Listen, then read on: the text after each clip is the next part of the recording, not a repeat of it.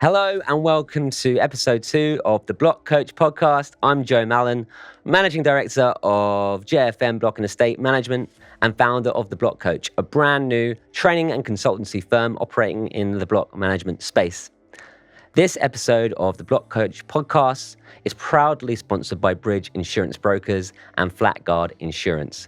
Bridge has been connecting clients with the right insurance solutions for over 50 years. With offices in Manchester and London, they're one of the UK's most respected privately owned brokers, managing over £50 million in property value and supporting projects across more than 100 countries. Their specialist division, Flatguard, focuses solely on blocks of flats and housing estates. They've twice been named Insurance Broker of the Year at the Property Institute ACE Awards and at the Property Management Awards, offering market-leading cover and real peace of mind to managing agents and freeholders alike. Huge thanks to Bridge and Flatguard for supporting this episode.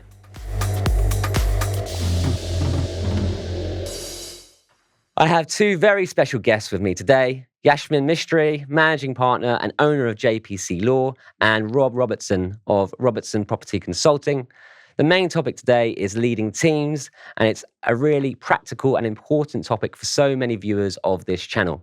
Whether you're a senior executive trying to sharpen up your knowledge or a property manager finding yourself exposed to leadership for the first time, you're going to find this insightful. And if you're someone who has an interest in the topic of leadership for whatever reason, both inside and outside block management, this will definitely be of interest to you. So let's get started. So welcome Yashmin and welcome Rob. Thanks for joining me today. Thank you for having us. Yeah, thanks for inviting us, Joe. Really excited. So today's topic is on leading teams, and I've got you here on episode 2 of this podcast because I know that both you guys have not only talked the talk, but you've walked the walk when it comes to leading teams. And so today we're going to dive into this topic. And for any property managers watching or for any team leaders watching or anyone who's looking after teams of people, I think this is going to be really useful to you, especially if you're working in the block and estate management sector. So starting with you, Yashmin, tell us about yourself. How did you get started in this sector and how did you come to end up leading a large team at JPC? Okay, so all those years ago when I started. So in terms of leasehold, I kind of fell into leasehold. I think probably most people fall into leasehold. I don't know whether you fell into leasehold, agree, yeah. Rob and Joe. I don't know whether you fell into leasehold, but I fell into leasehold. So I was doing a training contract down in Guildford as a trainee solicitor, which you know everyone has to do to qualify. And my principal at the time that's all he did. He just did leasehold, whether it was commercial or residential, although he had a specialism in residential leasehold.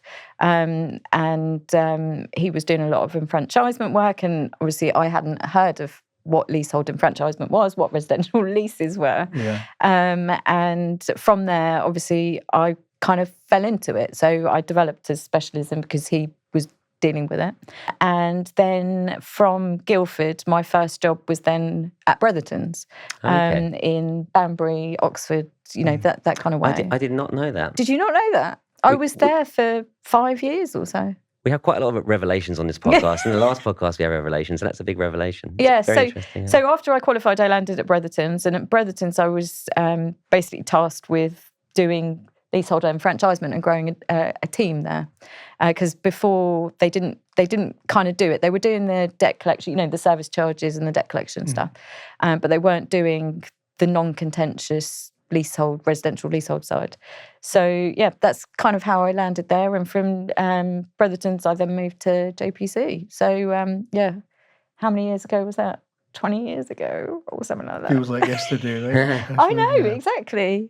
But going back a step and the decision to pursue law, because that surely was a little bit more deliberate, right? Obviously, I don't know whether it was. I don't actually know. So when I was growing up, I heard the word lawyer a lot because my uncle was getting divorced, and there was a lot of talk about lawyers. I didn't know what a lawyer did, but I was interested in the word, and I was intrigued with that.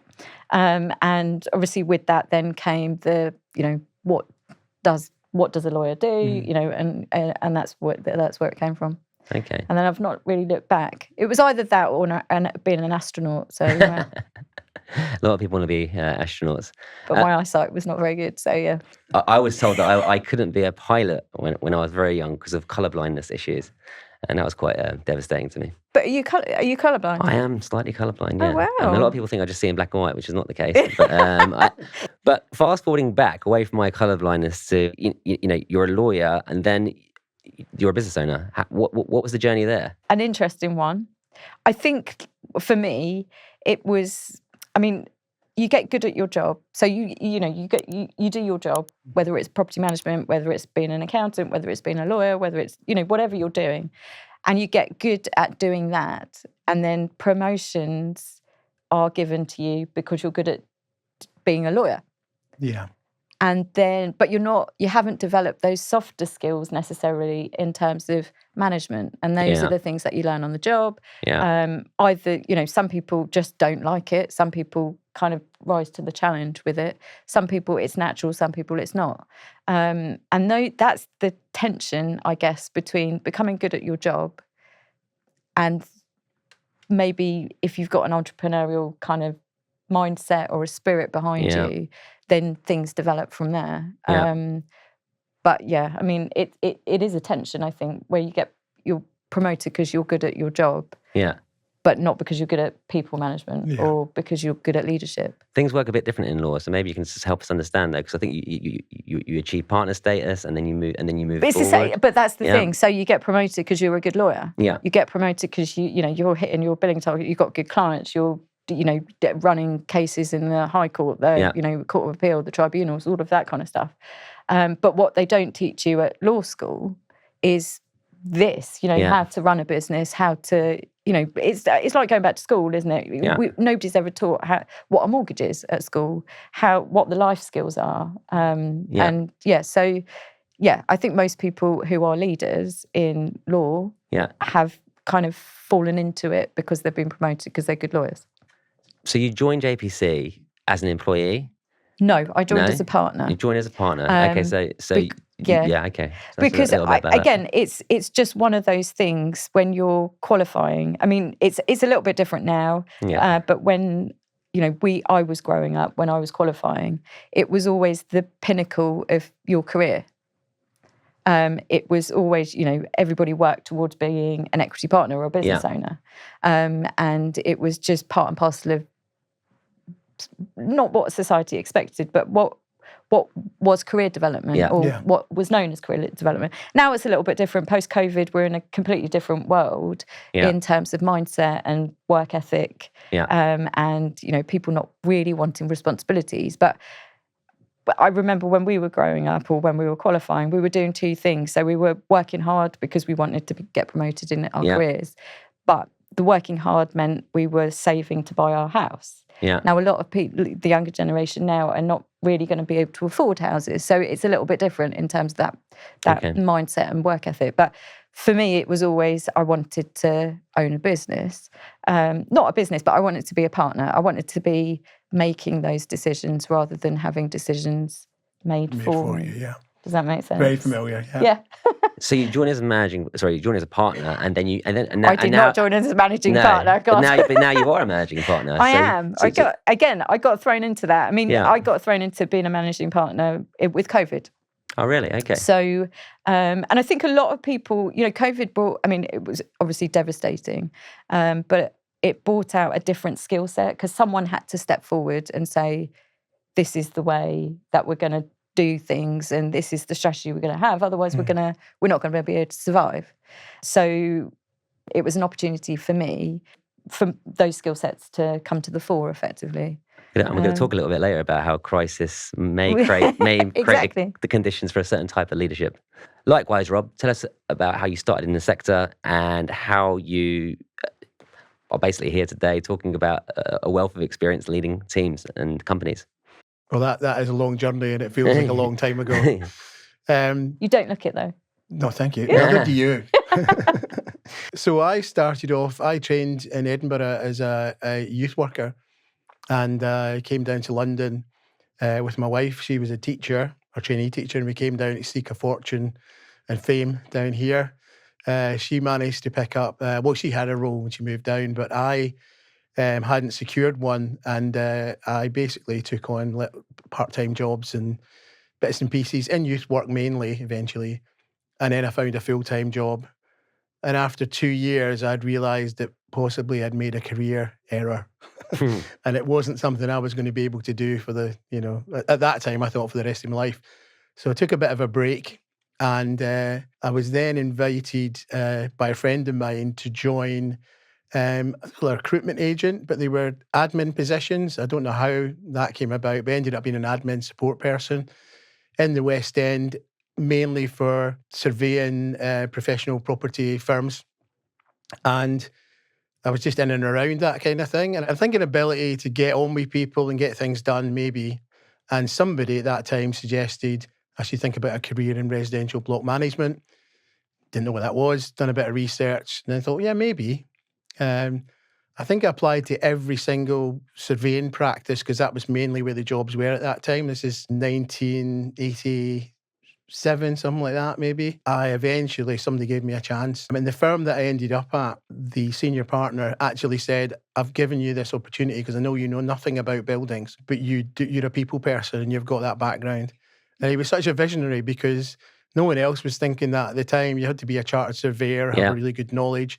But he identified that a big part of being a residential block manager, even then, was to do with the way that you were able to manage people within the buildings and not just the maintenance of it. So I started there. I was there for 11 years and I was quite happy there. We were just talking a little bit about that. I would have stayed happily there. But circumstances changed and I made a move. And as a result of that move, I ended up at Crabtree Property Management, which was eventually to become, I became a partner in that firm. And that came about because the owner at the time decided that he wanted to arrange a management buyout. And there was only I think it was only about 6 or 7 people in the firm at the time. And that got whittled down to 4, and I was one of them. And so at that point, I then moved from just being a property manager for over a decade to this position where I was an owner and a property manager in quite a small firm. Yeah. And then after that, so in a similar way to you, circumstances provided an opportunity, which I took. And as a result of that, we managed to grow that business into something considerably larger. I think in 2016 it was 130 people with different, it was a group structure and we had different companies within it. So I could never have imagined that. I could never have imagined 10 years as a property manager and I was quite happy with my world. And then something changed and then I had went on a whole different journey. And that journey involved entrepreneurship, leadership, things that were never on my radar. But that's the thing, isn't it? It's about seizing the opportunity. Mm-hmm. I mean, you didn't know what property management was, but you were thrust into a situation, and it's just making the best of that situation. I don't think we set out to be leaders, do we? I mean, when we were at school, I don't think I thought, one day I want to own a business. I don't think I did, but it just comes with opportunities that are given and people, possibly people giving you the opportunities and you just taking them and not saying no, really. I watched a podcast recently. It was actually a Diary of a CEO podcast, and one of the guests there was talking about how, in his case, he was an entrepreneur, it was an insatiable desire for freedom. And so, and it's the freedom rather than the money for this guy, and I totally connect with that. I was always the guy, if I'm watching someone at a gig playing a guitar, I don't want to be in there. I want to be up there, sort of thing. And it's just a natural feeling to be sort of in charge of my own destiny rather than the other way around. That's what led me to. Is it freedom or power? Freedom for me. Yeah, just. But it's a good observation there, Yashmin. I think both. Some people might be driven by both, but actually thinking back, my decision to get involved in ownership was driven mainly by security. Security, yeah. Because that I was able then, and I remember at the time thinking, if I do this, if I make this investment, I will become an owner. And at that point, I can be a property manager for the rest of my life. Yeah. And actually, I was comfortable, more than comfortable. I was delighted with that because I actually liked being a property manager. Again, no thoughts that the journey was going to be always in the same direction, but I was just going to have all these different roles. And I'd never thought, I think naturally within my 10 years in the surveying practice, although they had no structure, no management structure, it was partners and others, I naturally took a leadership position in that, a quiet one. Yeah. But because I'd been there for a long time, and if somebody needed to go and speak to the bosses, then it might be me and that they would go and do that. So it was always, I think it was always in the background. So that period, you've spoken to me in the past, Rob, about when you first started as a joint owner of Crabtree, being a property manager at the same time. And then there's this quite painful, isn't there, but also rewarding journey towards bit by bit making yourself redundant from what you used to do towards becoming a senior leader in that organization, in a way that more people would understand.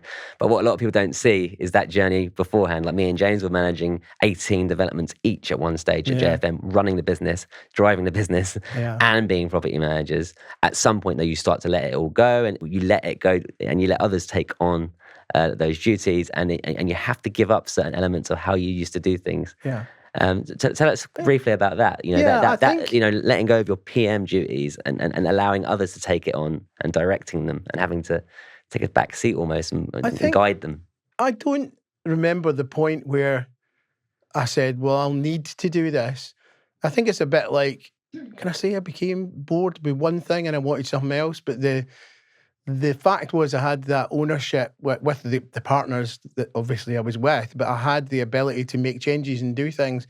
And I became interested in the possibility that we could grow it. First of all, that was the first thing. Actually, we don't have to sit with this. Yeah. We can maybe grow it a little bit. So if you're going to grow it, then that's going to require additional personnel. And at that point, I had no idea. I just thought all property managers were like me. I quickly realised that that's it's not necessarily the case, and people have different backgrounds, especially then, because there was no TPI, there was no training, no really development opportunities, even in the larger firms. So I quickly realised that wasn't the case, and then there was a realisation that if we were going to grow it and be successful, we needed to stick to a formula. Yeah. Luckily, the three other partners that I had were in agreement with my vision, it was our vision, of how we should conduct ourselves as a residential block management firm.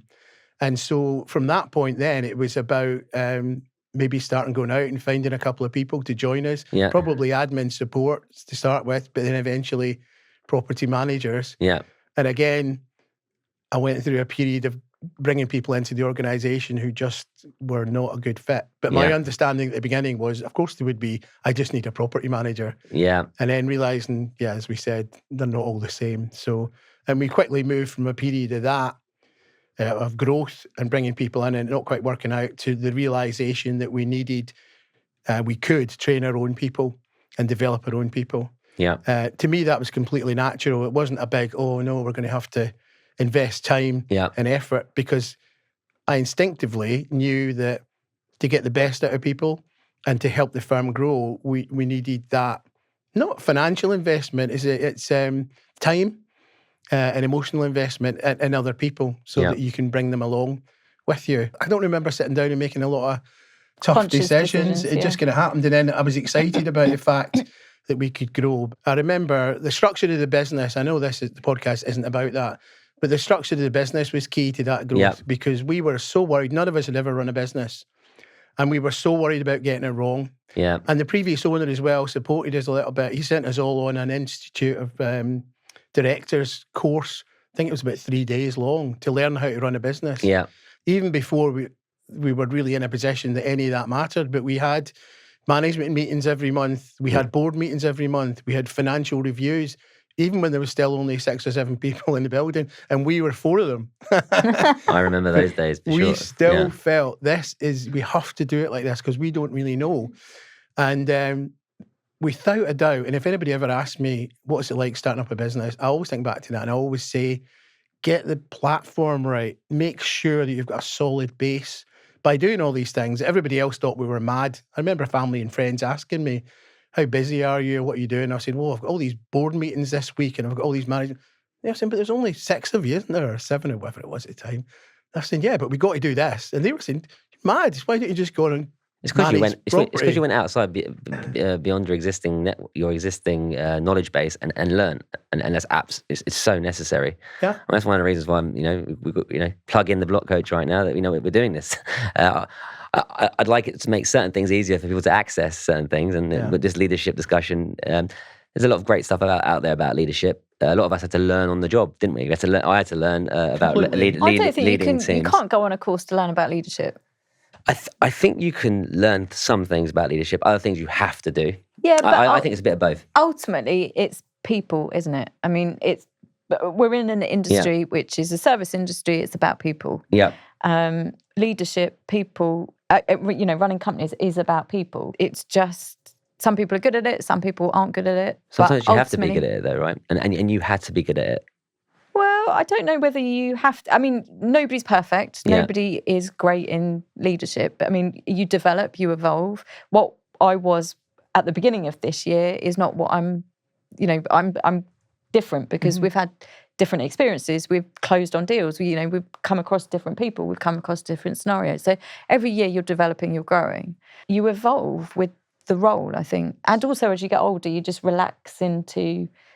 The more that you do it, the more that you relax into the role. Because, when I was first made up to managing partner, I didn't have the skill sets. It's something I've got here. I do want to get out of you guys, and that's those early days when you're managing and you are learning on the job. Yeah. Other people are listening. They want to know. The people that are listening to this podcast want to know what sort of mistakes are common when you're doing that for the first time, and you quickly course correct. What were some of the early lessons that you? Most of us start from being most of us start from being equal peers, to being someone's boss. Yeah. And that's the difficult boundary to cross, right? Because you've got to go from not gossiping, but, the water cooler conversations in the kitchen about, I don't like how this is being done and, whatever, to actually then saying this is the way that it is going to be done, or this is the vision which everybody then needs to feed into. So I think one thing that people struggle with on their journey is that, not breaking away from the peer relationship to the I'm heading up a team now. Yeah. We call that a JFM. We call that company representation. That bit of the journey. In fact, Rob, you've helped us out with that. That step that people have to make from going. For 1 minute, they are friends with these people, and they are having their little moans and things and so on and so forth. Normal human nature, and then they've got to actually toe the company line to an extent, at least. To an extent that it's reasonable, and that's actually a lot harder than those first managers think it's going to be. I think in lots of cases. Rob, well done to you for recognising that and asking me to support that, because not a lot of businesses do or know how to. But I've got an anecdote about that. Well, it started off as a trainee property manager that used to work within our organisation and quickly identified himself as somebody with talent, and we supported that and nourished it. But an opportunity came up for quite a senior position, head of block management, pretty earlier than we were expecting it, and it was through circumstances somebody left. And I vividly remember a conversation. I had to take this person into the boardroom and sit them down and say how highly they were thought of. They already knew that somebody was leaving, and there was a vacuum there, and they were wondering who we're going to bring in. Yeah. And having the conversation and saying, look, we want it to be you. You're not 100% there, but we're going to put something in place. I was going to mentor them for another further year or so and work on decisions together. But generally, we could see all of the traits there necessary. They were highly respected, quite a young person for the role, but they were highly respected within the organisation. And to cut a long story short, really, I said to them to go away and think about it and speak to their family and stuff, because we're a lot involved in it. It was a big change. And they said, well, let me just think about it for a minute. And I said, well, that's fine, but you don't have to make a decision now, but I want to think about it. So we was quiet for a minute. And then he said, I've thought about it. Yes, I want to do it. But I know what I'm getting myself into. And I said, well, I'm delighted, but you can still change your mind. but what do you mean you're getting yourself into? And they said, well, I've got a lot of friends here and I enjoyed the friendships and stuff, but I know I have to put that aside now and I'm going to have to step up and I can't have that kind of relationship. And I said, whoa, whoever that guy is, I don't want to meet him. That's not who we want. We want the guy who's got a lot of friends here and a lot of respect and is supported. You don't have to change, but what you have to do is you will have to set your boundaries. And if they're friends of yours, then they will genuinely be happy for you and they'll understand those boundaries. So in the future, maybe you can't join in all the gossip, and there might be a point where you say, maybe I can't be party to what's being said here. But other than that, you have to be true to yourself. Yashmin, you agree with Rob on this, that you can be friends and be a manager to someone at the same time? I just think it's very difficult to be friends with your employee, the people that are in your team. Okay, well, let me just clarify that, because when I say friend, I mean, I suppose the definition of friends. But what I'm saying is that in order to do your job, you don't have to be aloof. I think, I agree with that. What you have to be is clear with the staff that are working with you, where your boundaries are, what your role is, and what their roles are. Because the gossip down the pub is not part of that professional job. That's something else. But when you're in the office, then this person was the boss. And everybody had to understand that. And we're really only talking about that transition period, because once the next person joined the organisation, they just knew that person as the boss. They didn't think, I remember that guy, and he used to do this and do that. So I'm going to be very clear about that. I'm not.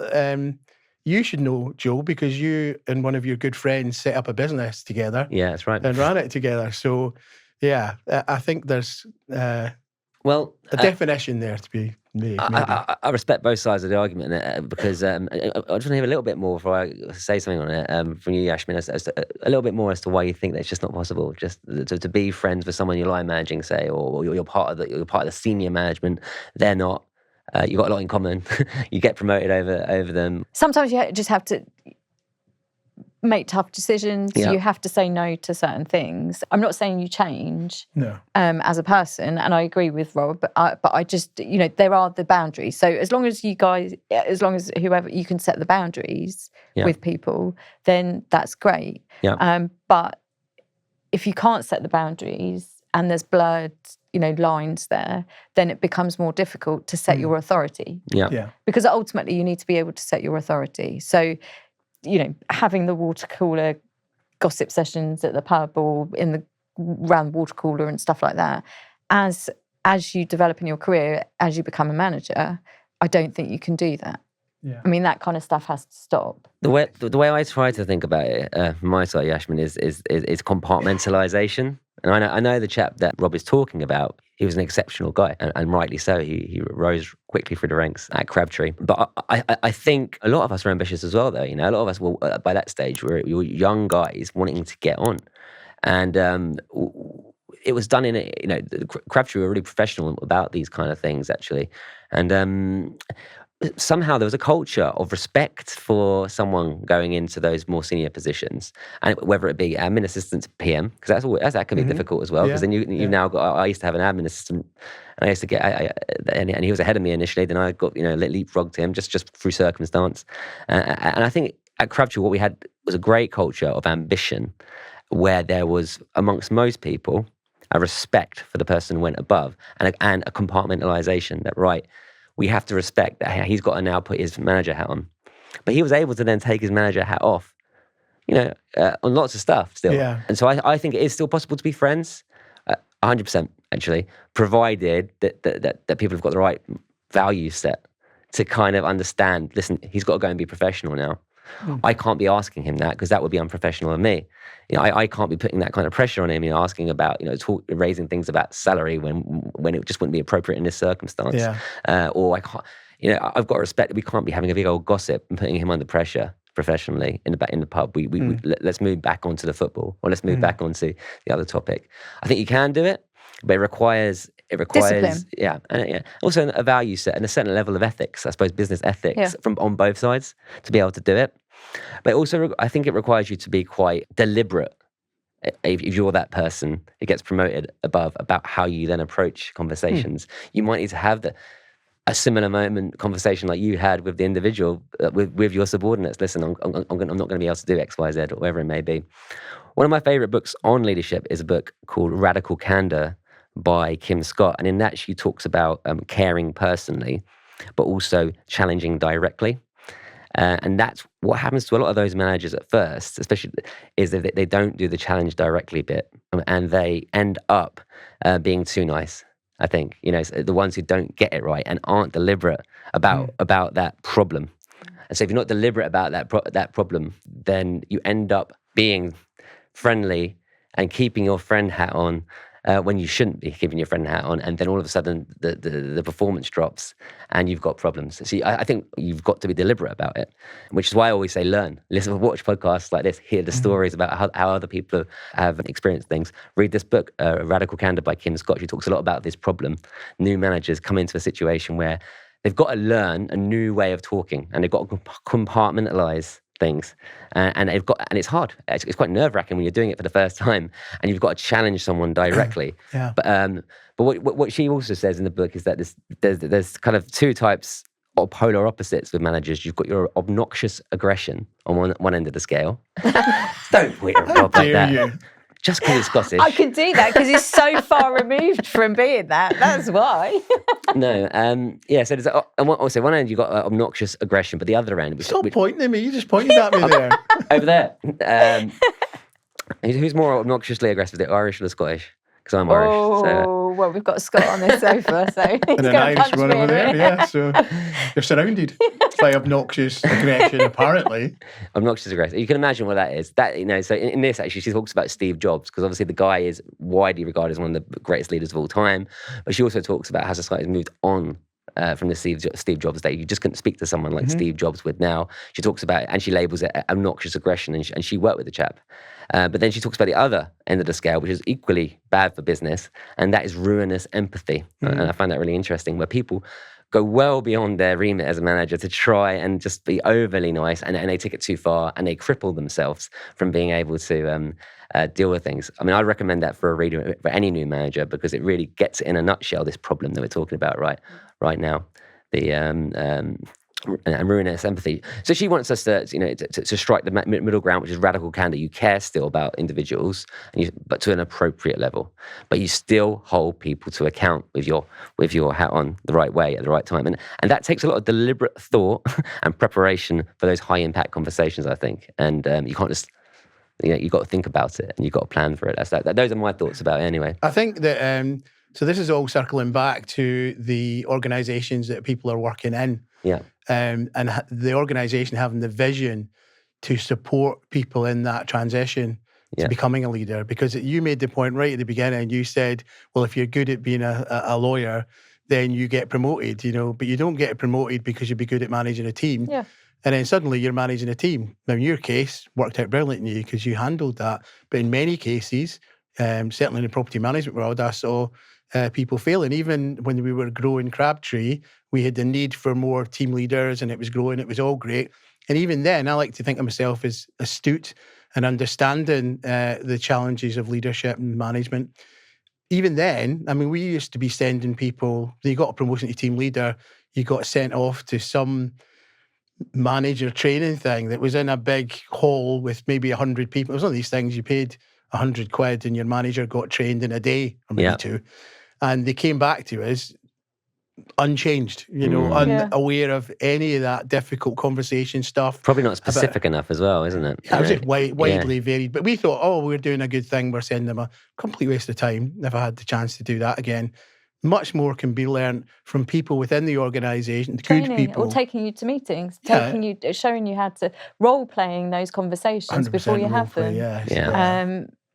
Law's a man's world. It still is to some extent. So I've grown up in an environment where I've had to manage people that are older than me, and I've had to manage males, and that is not an easy combination all the time. It's also a fascinating topic. So tell us about that's a completely different topic, but I mean, it challenges you, it pushes your boundaries. you start questioning your own abilities in terms of being able to do that. But you need the mentors around you to be able to take you under their wing, to show you, to guide you, and to role play, and to work out those conversations and how they are going to pan out effectively. It's a difficult road to go down at the beginning. And you only develop with experience and knocks and making mistakes, to be honest. Because actually, I think we probably have got to where we are because we made all the mistakes. Sure. I think what a lot of people find frustrating about the leadership thing is, unlike the accountancy standard or the building surveying technology bit where you need to know about the bricks and mortar and so on and so forth, it hasn't got a straight rule book. Yeah. And it suits people like us, I think, who realise that you're always moving between different styles, and that just takes a different type. I think it's probably a different part of the brain being used or something. It's some people might say it's a bit more of a woolly skill, a soft skill to develop management. And I think all you can really do, from my point of view, is expose yourself to different arguments or different views of what management is, and then you kind of have to land at your own style. So listen to people, you learn from people. We're hoping with Growth Club, bit of a plug here again for one of the upcoming courses by the Block Coach, to introduce some really intelligent, specific block management focused ideas. So have a look out for that. It's coming soon. In the meantime, I'm going to circle back to something we all agree was a bit difficult before. Joe, Go on. You're allowed to do this in podcasts, interrupt people when they're Go for it. Well, you just did, but I'm going to let you off because you're one of my old mentors. I wanted to. Yeah, that's true, actually. So, I wanted to go back specifically to residential block management and property managers who I think are watching this. Because actually we've been talking about within business, creating teams, and the same applies, I think, within law, that a key characteristic and a key skill for a property manager is the ability to lead and manage their client base and their contractors and other people around the sector. So even before they get the position where they're being promoted within the office environment, the expectation is really on them. And you're right, there's not the training in the background to explain to them that they need to have different approaches. We had a little training program in Crabtree, and one of the parts was you need to have a different approach to the contractor who's constantly telling you they're only 5 minutes away and not turning up, and then go to another job, and you're trying your best, being nice, being a good person. You think you're being a good person that you are, and not get a result, and what you need to be, which is tougher. Yeah. And give that person an understanding that you will not tolerate that, and there'll be consequences against the management of clients who need a bit more cuddling and comfort to get them in the direction they want to go in. So right from the beginning, property managers, and I'm guessing solicitors in a similar way, are doing that. And then we come back to the business situation where they expect back to the thing, they're just put in the position. Now, they might not be brilliant managers as property managers, and that will translate into that environment as well when they're put in front of the team of people. Yeah. And they might be brilliant property managers, but in their brain, that's different from starting to manage their mates who they've discovered that they've got a new team leader. I think, Sorry for interrupting. No, it's fine. Joe. I mean, you reminded me of a key tenet. We talked about this woolliness almost of the manager role and how there isn't a rule book. But I think Steve Bartlett, again, the Diary of a CEO guy, talks about needing to move between different styles depending on literally who you're dealing with. So I think the old school view is treat everyone the same. Well, he says, no, forget that. You can't treat the analytical guy the same as the cuddly, figgly, amiable guy, because otherwise amiable guy is going to, his head's going to start hurting with the numbers. But then, likewise, if you're dealing with the analytical guy, you need to give him the facts and you need to give him the numbers. Otherwise, he's going to not respect you. And that's he talks about Alex Ferguson, actually. Well, I was just going to say, Alex Ferguson treated everybody differently, didn't he? Yeah, that's right. Yeah, depending on their skills. He'd be harder on some, he'd be more father-like to some, and so on and so forth. And he'd really get the very best out of them. There's some great footage of Ole Gunnar Solskjaer talking about this and how he ended up scoring a winning goal in the Champions League. And he puts it down to something that Ferguson has said a few weeks earlier. You could probably Google that. But you've got to move between different styles. You can't mention Alex Ferguson without mentioning Arsene Wenger. I'll give you that, Rob. I mean, actually, they were pals, weren't they? They were pals in the end. In the end, yeah. A good comparison, though, as well, about management styles, right? Yeah. So Arsene Wenger being seen as the professor, the thinker, letting people get on with it. And then, as you've pointed out, Alex Ferguson demonstrating a variety of different skills with different players. But ultimately, his image was hard and tough, but fair. And you were talking about Stephen Bartlett. I think when we say treat everyone the same, I always think treat everyone with the same respect. Yeah. And then do what you need to do to get the best out of the person and to give them the best opportunity, maybe to grow within a business and develop in their roles. But as long as everyone's treated with that respect, they're all given opportunities and they're all supported. I think it's too easy just to say treat everyone the same. That's a good, nice thing to do, because I think we all know that's not the way to grow a successful business. No. I mean, and on that point, one of the things that we agreed before we started this podcast was the leadership styles. I told you earlier that when I did my MRICS qualification, I had to get 50% of my marks in leadership. So I had to take a bit of a deep dive into the leadership styles thing. And the general theory is, well, you can't just be one. You have to move between different ones, but you may lean into ones. Your personality might make you a specific type of a leader more than others. The main three, like the original three leadership styles in management theory, as per Kurt Lewin, who's done a study on this in the 1930s, a sociologist, German sociologist, they are autocratic / dictatorial. Then there's the democratic and collaborative, and then there's the laissez-faire. And in summary, That's autocratic is the person who kind of, is there, the classic boss, decisive, authoritative, and so on and so forth. And you think that's you? Well, I don't Yashmin. think it probably is, but I think it depends on the circumstance, what you're trying to achieve, what needs to be done, and then you traverse between. But one thing that I cannot do is do the laissez-faire leadership style. And what's laissez-faire to you, That Yashmin? is not me. Just letting everyone do whatever they want to. Because, I think you have to distinguish between, I think this is really important, distinguishing between what a leader is and what a manager is. Yeah. A manager is someone that just needs to get stuff done, to execute because there's a job to do, to move people around, to do, deal with projects. Whereas a leader is someone that sets the vision, someone that takes people along with you, to pull in that direction. Yeah. Pull in the same direction to achieve. And sometimes it's a really lonely place because only you can see that vision. But then there's an art to bringing people along with you. And that's what you you use your different management styles to get people along, take people along with you on the journey. I think some creative would say that the laissez-faire approach is necessary. That they need to be left to it. In an artistic business, for instance, maybe they're designing something. Probably, but they've still got a project to, deliver on. Yeah. Okay. We've agreed on this already. That no place for that kind of just do what you want and let your team do what they want in a successful business. There just isn't. Yeah. Even if they are being creative, they've still got to hit deadlines and be given projects. Otherwise, how can you manage them? Yeah. You can't run a business. Well, maybe if it's a small business with 2 or 3 people in it, maybe you can. Everybody's personality gets more room, and we get there in the end. But if you're going to be professional about it, I completely agree with you. You got your autocratic. I think the results of this study were that in an autocratic team, things were efficient and morale was low if it was autocratic the whole time. If it was a democratic and collaborative environment, it did have good efficiency most of the time, but better morale. And I think the management theory goes that sometimes you've got to be autocratic because maybe it's something that really isn't much room for debate and it has to happen quickly.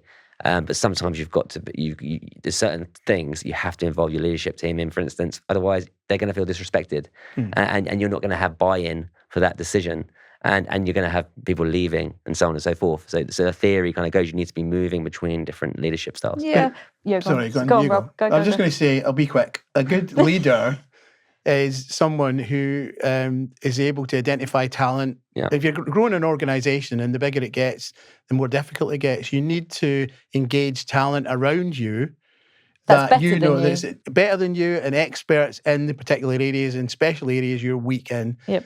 And you look at any business, and when that is in place, the business is firing, it's doing really well. Yeah. Because it's not then about, of course, there's a leader, a figurehead, but the decisions that are being made, to be a leader and a good manager, you don't have to be You have to put your name on it, but you can sit in a room with people you trust and let a decision or a problem be solved, and you can facilitate that. And there's a lot of confidence involved in that. Yeah. Because you do it. Because if you're unconfident or if you're unsure of yourself, then you might well not want to do that. You don't want to show. And I think I always say to people about management is make sure you recognise the contributions of others in your team, and you tell the seniors about that, or you tell the board, here's my report, here's the solution, but I've got to tell you that Yashmin put so much work into this, and I'm proud to deliver it, and I know you asked me to do it, but couldn't have done it without her. So, and that's going to go a long way for the organisation. Yeah. And hopefully for the person that you've picked up as well. Well, we're talking about moving between leadership styles. Yeah, I mean, you have to. Yeah. We're dealing with people. So, I mean, you've got to get, as a leader, you've got to get the best out of people if you want something to be done or, you know, people to follow you. So, no question about it. You've got to traverse between, you know, different styles. As to how good you are at traversing is a different thing. But I think that comes with the experience and, just growing into the role and developing. I did do a bit of research before we went, obviously, on other studies that are out there, other types and other theories of management. And some of the other things that popped up were the coaching style, the visionary/transformational style, the transactional style, and the servant style. So the servant being the person who puts his team first above himself in all instances. Any of those sort of resonate with you? I was going to say, as business owners, I think we're probably all servants, aren't we? Yeah, because, your staff comes first, everybody comes first before you. And there's a lot of sacrifice in owning a business, I think. I think that's it, yeah. So I think we were briefly chatting about it, and we thought that there's a difference between leading and managing as an owner and leading and management as a manager in a position you've been appointed to and given a task. So your focus is completely on that task, and you've got people in your team, and you should do all the good things that we've talked about, but ultimately you're going to complete the task. And if somebody's not performing, you've got less empathy, you've got less time to worry about that. Yeah. As an owner, you've got to have that right at the forefront because you're responsible for not just that manager, but all the people around and how they're managing them. So, I think there is a difference. But again, because being a slave to the business for the staff point of view didn't sound like a good direct approach. But I think we do it. Yeah, no, I think we all do it. I think, of course, it's otherwise we wouldn't have successful businesses, I don't think. Yeah. I think it's just, But we always used to take a view, if we employed somebody, then we immediately took on a responsibility. It's not good enough just to say, we'll employ them, see how they work out. You take a responsibility, and it's your job to try to make sure that person succeeds, not just to have a look and say, well, no, they're no good. Yeah. You've got to. So I think I'm sure, Yashmin, in your business as well, that approach that the people are the most important thing, obviously. Yeah. It's partly why we do it, is to give people opportunities and the opportunity to develop. Really good points. So the other thing I'll just throw into the mix that aren't, it doesn't really form part of a study or anything, is lead by example. Really simple, a bit cliched, but are really good. Classic cliche, if you like them. It has meaning to it, because if you show up 1 minute late as a small team manager in a small little team, be sure, in the same way that kids will copy their parents, it's just human nature, they'll copy you. So if you lose your temper, people start losing their temper, all that kind of stuff. So be mindful, if you're a new manager, be a bit more conscious of the outward perception that you have, is what we say. And lead by example is a big thing we try to get across at JFM. I did want to move across now to another topic, and that was managing the constant questions, because we're talking as business owners quite a lot. And you mentioned yourself, running a business and leading a business is a bit different to leading a team sometimes when you're a manager in the business. But practically, a lot of the guys listening to this are, looking for advice from us on, they've just got their first manager role. Let's say they're now responsible for team members. They've got loads of questions fired at them, and that in itself is just a practical problem that needs deliberate solving, isn't it, for a new team manager? I don't know. You guys have any advice for a new manager? How do they deal with the constant legal questions? Say, how what sort of habits can they have to manage that properly without becoming consumed in their daily schedules? I was just going to say, you have to be super organised. It's just, you have to compartmentalise. Is that the word that you used before? Mm-hmm. You have to be you have to compartmentalize probably your day, your week, have a plan in place which is structured. So, block out the time to deal with questions, block out the time where your team know that they can, it's just free time to come and speak to you. Yeah. At the end of each week, what have you have a reflective period. What have you achieved? What still has to be achieved? What are the goals for, to reset for the following week? And then it just becomes a habit, doesn't it? I think it's just, you're always going to get constant questions, but I think you probably need to be super organised in terms of how you create structure, because otherwise it will just spiral, I think. Rob, did you have any tips, practical tips for managers? I've got a couple, but I was just thinking back to my time with the chartered surveying firm and my old-fashioned structure there, and the boss there clearly was thinking, big thinker, wasn't he? Because he thought about the people element of property management, but he also did this thing because I think he got fed up with people constantly asking him questions. So there was no real structure. It was just him. If you wanted a decision, you had to go to him.